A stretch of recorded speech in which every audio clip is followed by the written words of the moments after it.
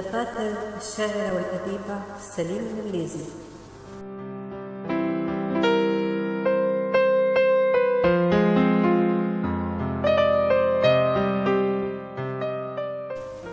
لم أعد أنتمي إلى هذا الحاضر، كل أوراقي التي كانت تحمل هويتي تبللت بالصقيع، أضحت بالية رثة لا معنى لها، تمزق شراع حريتي وفي بحر هائج من الغضب، وأضحى البحار في نفسي فريسة لبراثن الأمواج العاتية.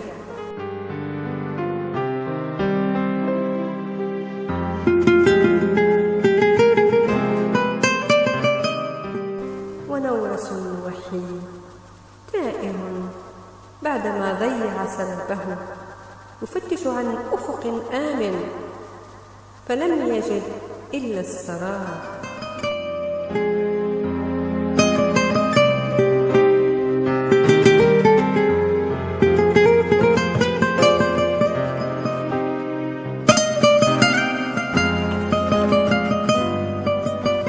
هكذا وجدت رسائلك، نفضت عنها غبار السنين، لا دفء فيها ولا حنين، لم تعد لها معنى، لا رونقا ولا قنديل، لم يعد عطر الورد ينعش ذاك الخد.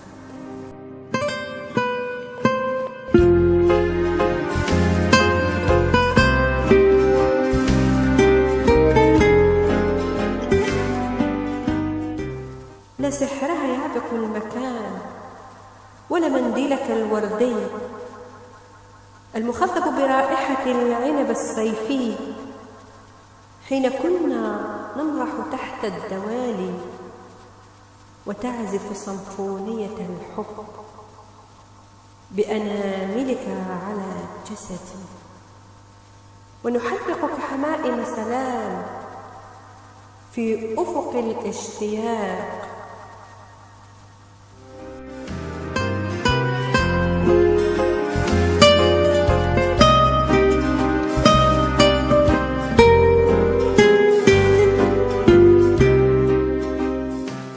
آه من وجع السنين، أخذت مني الحنين وزرعت دروب أنين،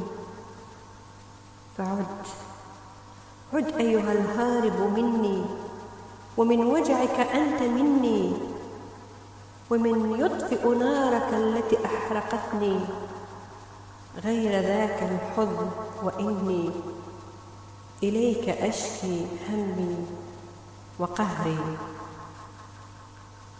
10 ليلة 2 فبراير 2015.